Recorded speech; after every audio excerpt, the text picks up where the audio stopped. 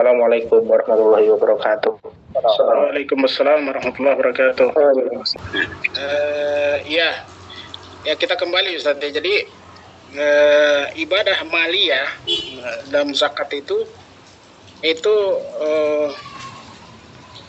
menyasar seluruh asnaf zakat, ya, asnaf amwal zakah, semua jenis harta zakat, baik yang Anda katakan yang dapat dideteksi, yang sifatnya diriah, ya, yang tampak, ya, dan bisa dideteksi oleh orang umum ataupun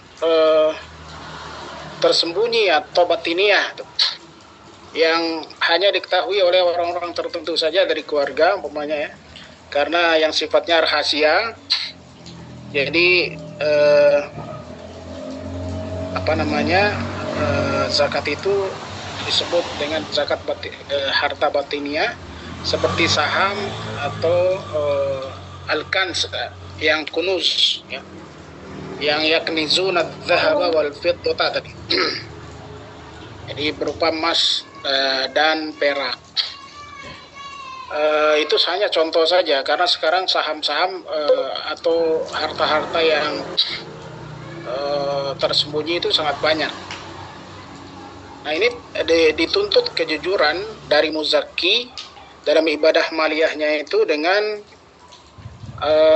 mengeluarkan zakat sesuai dengan persentase yang ditetapkan oleh Allah Subhanahu wa Ta'ala. Baik, itu yang sifatnya maliyah. Nah, kemudian yang istimaiyah itu kaitannya ibadah sosial. Tadi muasatan lil fuqara, ya, dan juga orang-orang yang mendapatkan hak mustahik itu zakat itu, mereka semuanya menjadi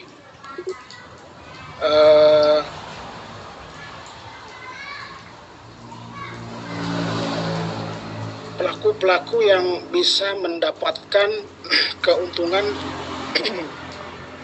dalam mensejahterakan masyarakat atau mujtama. Nah, di sini peran-peran itu memang dijelaskan dalam kajian-kajian yang sangat kompleks tadi, ya. Jadi nanti kita lihat beberapa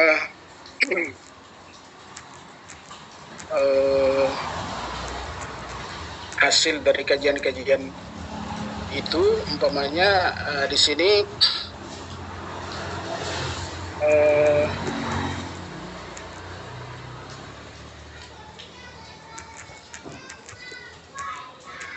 ada al-bu'dut ta'abbudi ma'al bu'dil ijtima'i wal iktisadi. Nah, ini bagaimana menghubungkan antara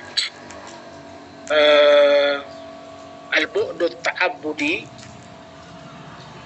jadi aspek penghambaan kepada Allah, dengan aspek sosial kemasyarakatan dalam zakat itu, sehingga yatarattabu alaihi tahqiqu masalihil mujtama. Jadi ada buah atau ada pengaruh dalam merealisasikan semua maslahat-maslahat yang berkaitan dengan masyarakat. Nah, makanya yang disebutkan dalam asnaf itu kan pasti bermasalah secara secara ekonomi dalam masyarakat. Umpamanya orang yang berhutang, nah, nggak mampu membayar hutang, nah, itu wal qarimin. Kemudian juga wabnis sabil. Ini orang yang ketika melaksanakan perjalanan kemudian kehabisan bekal, walaupun tempatnya dia bisa jadi punya harta yang mencukupinya. Nah ini merealisasikan maslahat-maslahat seperti itu disebutkan dalam asnaf itu.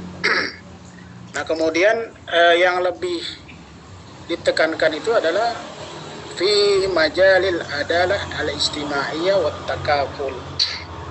Ini bagaimana zakat itu juga ada perannya dan pengaruhnya dalam menciptakan keadilan dan juga saling takaful, ya. Sebagaimana memang menjadi salah satu dari tujuan syariat, ya. Saling takaful, saling melindungi, saling mencukupi dalam banyak hadis-hadis Rasulullah Shallallahu Alaihi Wasallam. Nah makanya di sini targetnya adalah bagaimana merealisasikan asuransi jaminan sosial yang saling mencukupi, kemudian bagaimana mengurangi kefakiran dan kemiskinan, dan bagaimana agar zakat itu juga menegakkan keadilan ekonomi di antara umat. Nah, kalau kita gambarkan, kita hubungkan dengan apa yang terjadi di zaman Khalifah Umar bin Abdul Aziz, ya, yang disebut juga sebagai Khalifah kelima yang Rasyidun. Jadi di samping 4 Khulafa Rasyidun yang disepakati itu, ada Abu Bakar, Umar, Utsman, Ali. Nah itu ada yang menyebut juga bahwa Khalifah Rasyidun yang kelima itu adalah Umar bin Abdul Aziz. Nah, yang menarik dari beliau ini hanya menjabat sebagai khalifah itu 3,5 tahun. Pak, main sana. Tapi ya, Bu, sehat, di Bu. zaman beliau lah yang mengindikasikan bahwa telah tercapai takaful, kemudian adalah iktisadiyah, itu adalah bahwa hampir tidak ada lagi yang berhak menerima zakat. Nah, sehingga zakat itu ada yang dialokasikan untuk memberi makan burung-burung di gunung-gunung, dan sampai sekarang ini ada yang mempraktekannya di Turki, ya, di Turki. Saya pernah melihat posting itu, tapi mungkin perlu dibuktikan nyata itu bahwa di Turki itu masih dipraktekkan sampai sekarang. Mereka memberikan makan untuk burung-burung di gunung-gunung. Walaupun di Turki sendiri masih banyak yang menerima zakat. Nah baik, ini yang sifatnya tadi tahqiq al-adalah al-iqtisad.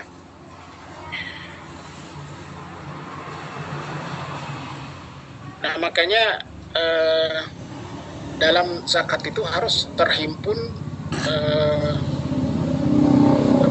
semangat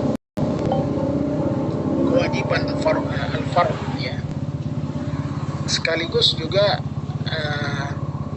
nilai-nilai keikhlasan dan juran dalam menjadi wakil Allah yang memberikan atau yang menjadi agen yang menyampaikan kepada para mustahik. Jadi sesungguhnya orang-orang kaya itu dipercaya oleh Allah, diberi kepercayaan oleh Allah, diberi kepercayaan untuk menyampaikan hak para mustahik, ya, yang disisipkan pada kekayaannya, yaitu 2,5% dari total. Kalau kita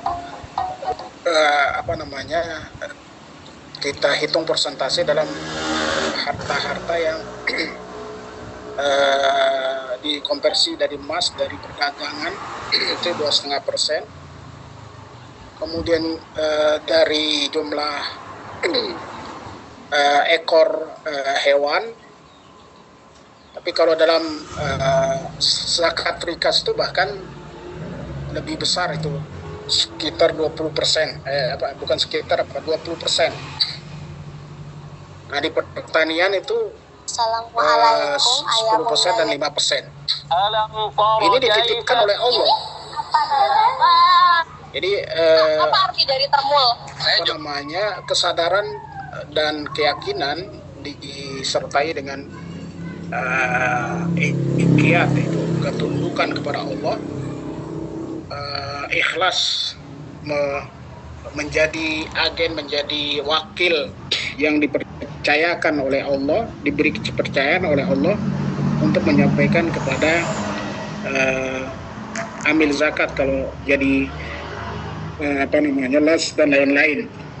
Nah makanya di sini semangatnya itu semangat sebagai kewajiban yang nanti pahalanya pasti lebih besar dari sedekah, dari hadiah, dari infak ya, yang sunnah, dari bahkan wakaf juga ya, karena wakaf itu tetap statusnya sunnah walaupun ada istidamah an-naf al-am, itu ada nilai kelanggengan yang lestari sampai Allah Subhanahu wa taala menghendakinya gitu, karena wakaf itu semangatnya istidamah al-ajr ya. Jadi yang tidak putus-putus. Tapi dari sisi kewajiban tetap dia lebih utama daripada wakaf tuh. Termasuk juga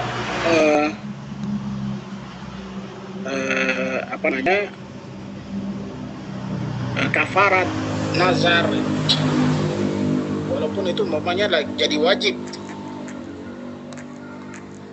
Jadi ada nazar yang orang itu bernazar mewajibkan dirinya ya, padahal hal itu tidak wajib awalnya. Jadi ketika dia bernazar itu umpamanya menyembelih sapi, kalau lulus atau lolos jadi anggota dewan dan lain-lain, itu nilainya nazarnya itu memang jadi wajib karena dia mewajibkan dirinya. Tapi zakat itu tetap lebih unggul, lebih utama dari nazar. Demikian pula kafarat. Nah, kafarat ini adalah kewajiban-kewajiban maliyah yang ditetapkan oleh Allah dengan beberapa pilihan karena melakukan pelanggaran tertentu ya. Umpamanya nanti kalau bulan Ramadan ada yang melakukan hubungan suami istri di siang hari, ini ada kafaratnya tersendiri. Nah baik para ustadz yang dirahmati Allah Subhanahu wa taala, jadi maqasid dari zakat yang kita bahas berkaitan dengan ibadah maliyah istimaiyah ini harus salah satu maqasidnya itu adalah bagaimana menutup atau memenuhi semua hajat-hajat para fuqara, masakin dan orang-orang yang membutuhkan ya, seperti orang yang mu'allaf atau yang ghorimin atau fisabilillah dan ibnu sabil. Nah, kemudian yang kedua maksudnya itu adalah maliyah ini memang harus ditunaikan itu agar tidak terkonsentrasi kekayaan itu hanya pada orang-orang tertentu. Jadi man'u tarakkuzit thawrah fi yadi fi'atin mahdudah itu. Jadi harus ada perputaran sebagian dari harta yang terhimpun pada orang-orang kaya itu untuk berputar di kalangan lebih luas ya, di kalangan para konsumen berupa fakir dan miskin, juga orang-orang yang membutuhkan, orang yang ghorimin, itu sehingga harta itu berkembang. Tanpa itu orang kaya pun menjadi idle, apa istilahnya idle itu, hartanya itu nganggur, cuman jadi simpanan aja itu karena nggak keluar dari daftar kekayaannya, dari penguasaannya gitu. Nah itu lama-lama nanti akan menjadi memakan dirinya sendiri. Nah jadi sebetulnya ini kalau disadari oleh orang-orang kaya ini itu akan menggerakkan ekonominya. Orang kaya juga akan kecipratan keberkahannya, baik keberkahan bertambahnya harta, apalagi keberkahan dalam pahala dan balasan dari Allah Subhanahu wa Ta'ala. Nah kemudian juga mensucikan. Nah, ini memang ada istilahnya apa ya, orang walaupun bukan miliknya sendiri itu sifat iri manusia itu selalu ada. Nah makanya zakat itu sifat iri yang ada pada orang-orang miskin, fakir, yang kadang-kadang itu bisa mempengaruhinya dalam melakukan kejahatan pencurian, kejahatan yang sifatnya akan merusak harta orang kaya. Nah, saya baca berita itu ada orang yang yang dia itu memang tidak mengambil harta, tapi dia hancurkan harta orang lain karena kebencian, ya, karena dipecat, di PHK gitu. Jadi dia tidak rela hancur sendiri, tapi hancur juga dengan tuan-tuannya yang mempekerjakan sebelumnya gitu. Jadi akhirnya dia ngambil jalan pintas, membakar, merusak, ya, pabrik, merusak. Ada juga yang dengan ditabrak dengan traktor kalau di tempat-tempat yang tambang gitu. Ini karena apa? Karena ada agil, ada yang sifatnya hasad. Nah, zakat itu karena dia ibadah maliyah, istimaiyah, itu dapat mengikis, mensucikan sifat-sifat buruk, kebencian, ya, hasad pada orang-orang yang sedang diuji dengan jadi karyawan atau jadi orang fakir yang membutuhkan bantuan. Nah, karena ada bantuan zakat itu, ada jatah dari asnaf 8 itu. Nah, ini namanya tazkiyatun nafs, ya, nafsil fuqara, ya, dari menjangkau harta-harta orang kaya dengan cara-cara yang batil, baik dengan pencurian ataupun dengan merusaknya. Kemudian target berikutnya itu adalah bagaimana merasakan ta'zizul ukhuwah wa takaful bil mujtama'. Jadi bagaimana menguatkan ruh ukhuwah, persaudaraan itu. Nah, kalau ukhuwah antara sahabat luar biasa, ya, itu belum diwajibkan zakat waktu itu. Kita contoh saja umpamanya Abdurrahman bin Auf dengan Sa'ad bin Rabi. Nah, beliau ini punya harta, punya 2 kebun. Kita nggak usah bicara punya 2 istri, itu kita fokus ke hartanya aja. Ya, hartanya itu punya 2 kebun. Ini Sa'ad bin Rabi menawarkan, karena sudah dipersaudarakan oleh Rasulullah dengan Abdurrahman bin Auf, yang beliau ini sebetulnya juga kaya, tapi karena dirampas hartanya oleh Quraisy, beliau hijrah dari Mekah ke Madinah. Nah, ditawarkan oleh Sa'ad bin Rabi yang punya harta 2 kebun itu salah satu dari kebunnya, kebun kurma. Ini namanya ukhuwah yang sangat benar-benar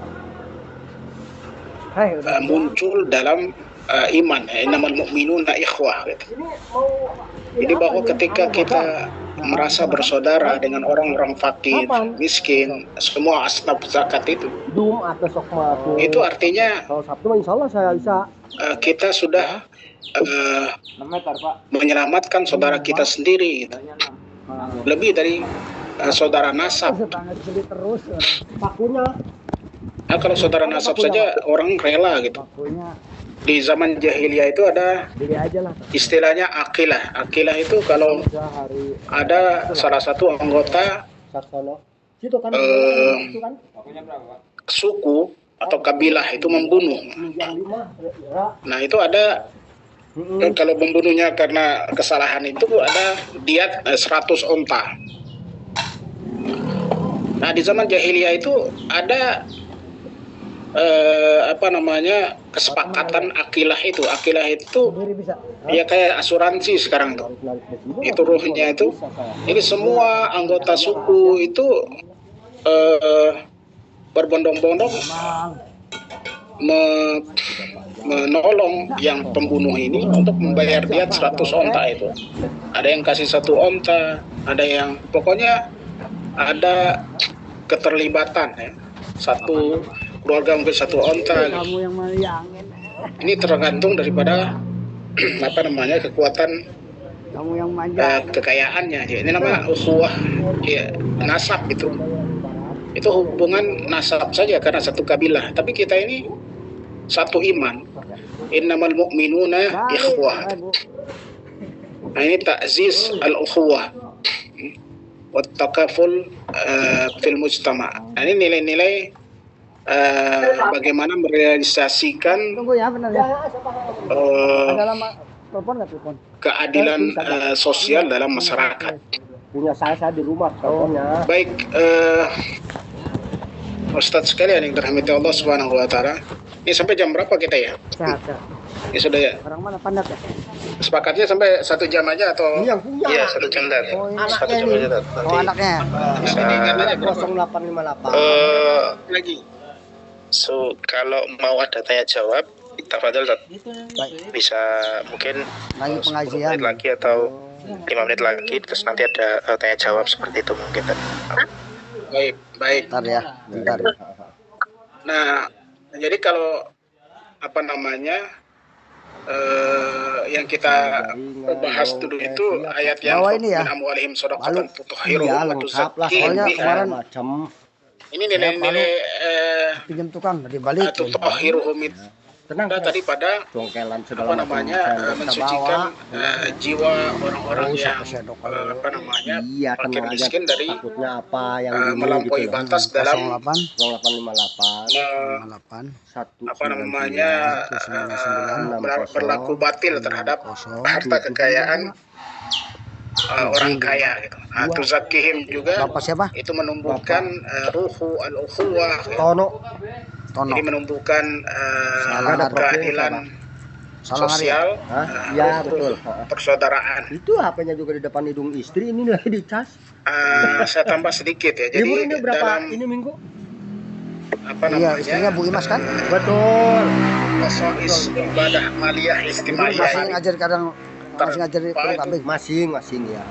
Libur katanya budi seminggu ya. sih, Jadi semingguan. bahwa ibadah Sebentar amat. maliyah itu ada ruh Ya kan ta'abbud. kepotongku Harus ada niat yang kemana gitu. jelas yang ada Ya, dalam 2 minggu hati dan juga terucap ya bahwa ini ketika mengeluarkan ke Ininya mah SK-nya mah di sini. zakat itu dan diserahkan kepada amil. Enggak ada guru. Ini zakatku adalah zakat, ini zakat kambingku, ini zakat karboku, gitu. Ini zakat emasku, ini zakat perdaganganku. Bantu kan saya maksain Seperti bantu itu. aja. Malah ditawarin. Nah, kemudian Terus kamu di luar aja. Enggak mau. Saya tuh orang-orang Batur kesini. Aib ini ya dulu. suara ini ya, Sekarang tahu siapa ibu siapa itu? ada suara tambahan. Ada ya ibu itu, anak muda. Ada juga yang kedua yang Ciporokoi. Kan bantu. tata'allaqu bil mal gitu. Nah, ini menjadi menarik juga ini. Ini kalau zakatnya zakat kambing itu berarti satu kambing itu diantar ke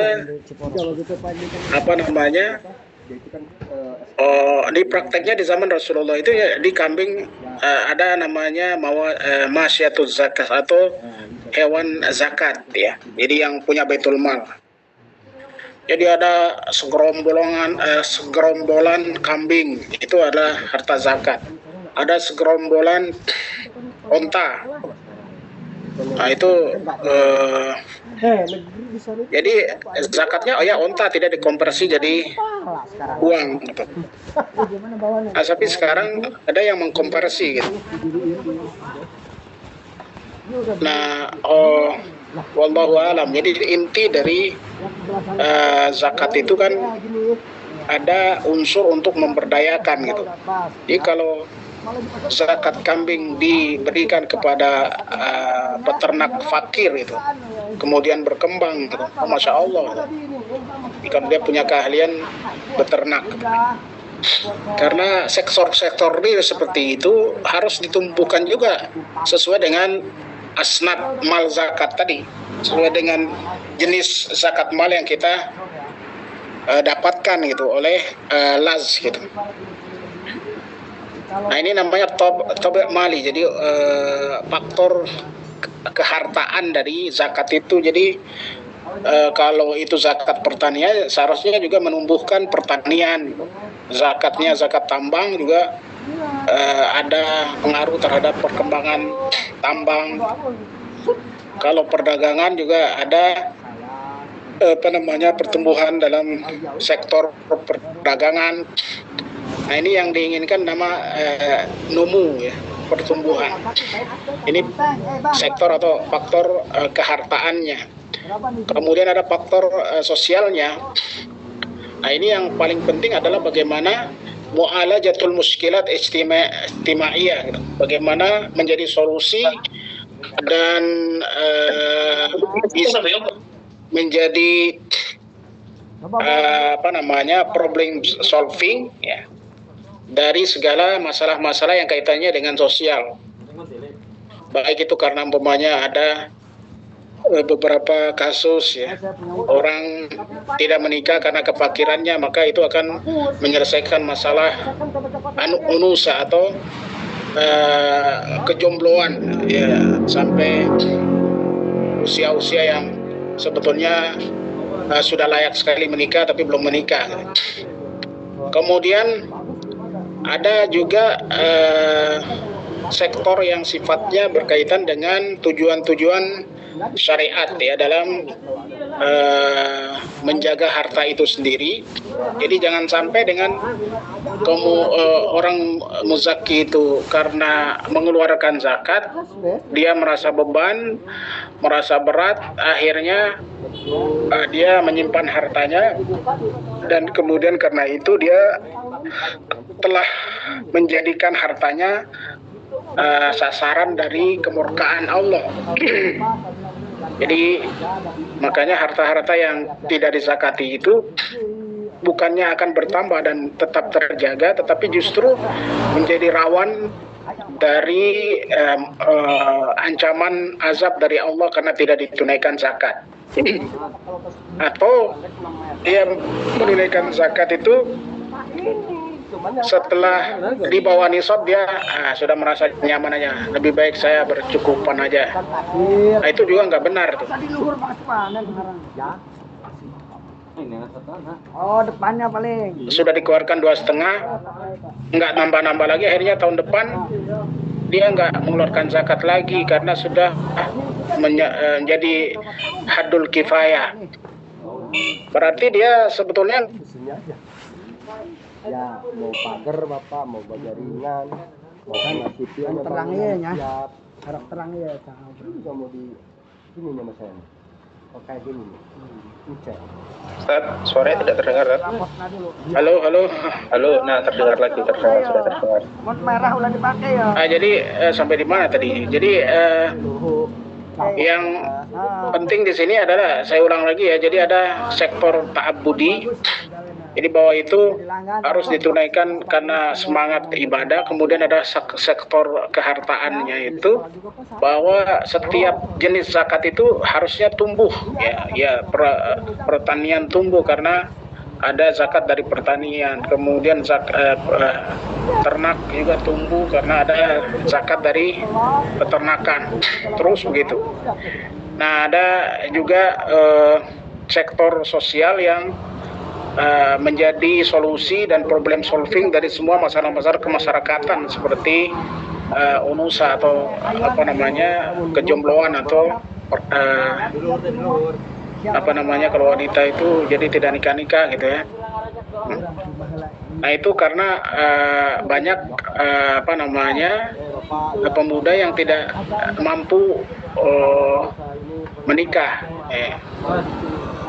Kemudian ada sektor yang sifatnya maqasidi atau tujuan-tujuan zakat itu sendiri, yaitu pertama adalah memang hifzul mal.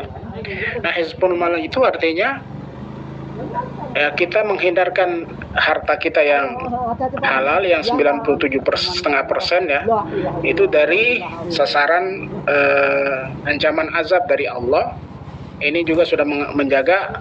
Kemudian yang kedua, menjaga agar tetap bisa berzakat tahun depannya ya, jangan sampai sudah menjadi muzaki menjadi turun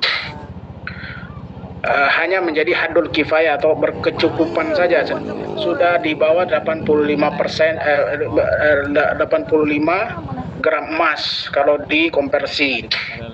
Jadi kalau sudah begitu berarti tidak ada kewajiban lagi zakat di tahun depan. Nah, itu kerugian. Artinya tidak menumbuhkan harta itu. Nah, ini para ustadz sekalian yang dapat Anda sampaikan pada kesempatan ini. Mungkin antum bisa menambahkan atau berdiskusi agar lebih sempurna dari kajian kita tentang zakat adalah ibadah maliyah istimaiyah. Tafadhol ya asatid semua, tafadhol. Baik, jazakallahu khair Ustaz Tajuddin atas materinya, luar biasa sekali. Mungkin tafadhol karena sudah jam 5 kurang, kita kasih mungkin satu pertanyaan. Tafadhol, mungkin ada yang mau raise hand. Sembari itu nih ada satu pertanyaan dulu dari chat Ustaz, dari Ketua PD Salimah Kota Bekasi. Masya Allah, ini ada tamu dari Salimah Ustaz. Ingin bertanya terkait dengan dana zakat yang digunakan untuk produksi sehingga zakat produktif. Nah, apakah ada ketentuan yang mengatur dalam Al-Quran dan hadis? Itu ditanyakan itu ditanyakan di sini gitu. Mungkin bisa dijawab sambil mungkin kami menunggu ada yang raise hand dulu. Betul, Ustaz. Baik, itu tadi untuk produksi Ustaz ya? Apa gimana? Iya, untuk produksi. Terkait dana zakat untuk digunakan produksi sehingga dapat menghasilkan zakat produktif dalam tanda kurung zakat produktif. Jadi zakat produktif itu apakah ada ketentuan yang mengatur Al-Quran, hadis dan sebagainya? Baik. Nah, sebetulnya kan yang jadi bahasan Quran itu asnaf 8 itu. Jadi kalau produktivitas atau zakat produktif itu adalah memang haknya dari seluruh asnaf zakat, nah itu bisa dibagi. Kalau sekarang itu mungkin ada yang beristiad sepertujuh gitu. Ada sepertujuh untuk fakir, ada sepertujuh untuk, karena hamba saya dianggap nggak ada. Tapi kalau ada juga yang memasukkan ya orang yang belum merdeka atau belum lepas dari Zionis Israel ya, kayak saudara kita di Palestina, itu juga bisa dikategorikan untuk memerdekakan diri dari Zionis. Jadi kalau seperti itu berarti tetap 1/8 itu, 1/8 untuk zakat produktif itu. Kalau memang dibuat produktif oleh las zakat, ada bagian ya, berarti itu tetap harus dibagi juga untuk jatah. Ada fakir, ada miskin, ada amil di situ, ada mu'allaf, ada gorimin, ya ada yang memerdekakan diri. Kalau untuk Palestina itu ada fisabilillah juga, ada ibnu sabil. Itu kalau memang diporsikan untuk seluruhnya. Tapi kalau umpamanya yang dikelola menjadi produktif itu hanya jatah fakir miskin, berarti kemudian amil sudah diberikan, kemudian mu'alaf juga semua sudah diberikan, yang dikelola oleh LAS menjadi zakat produktif itu hanya jatah fakir miskin, berarti itu kembali hanya kepada fakir miskin, berarti 2/8 itu dari total pengumpulan dana zakat kalau mau diratakan. Nah, secara teknis memang itu ijtihad ya, karena operasional zakat itu memang benar-benar sesuai dengan ijtihad hakim atau ijtihad yang mengurus Baitul Mal saat itu. Jadi ada kebutuhan yang kaitannya dengan tadi umpamanya di zaman Umar bin Abdul Aziz itu tidak ada yang fakir miskin, maka dialokasikan buat jihad fisabilillah gitu. Buat apa namanya yang sektor lain ya, dari semua asnaf zakat itu yang masih tetap ada gitu. Cuman yang fakir miskinnya umpamanya nggak ada lagi gitu. Nah itu jadi masih banyak tersisa dana-dana zakat, akhirnya dibuat untuk burung memberi.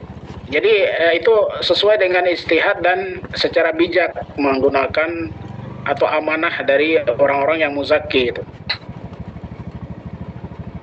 Mungkin itu Ustaz. Jadi teknis itu kalau tadi mau dibuat sektor apa namanya mustahik itu jadi 8 asnaf, itu berarti 1/8 seluruhnya. Tinggal yang dikelola mana. Wallahu a'lam. Baik, jazakallahu khair. Selanjutnya mungkin ada lagi yang mau bertanya atau berdiskusi terkait dengan materi hari ini kaitannya zakat maliyah wa ijtimaiyah.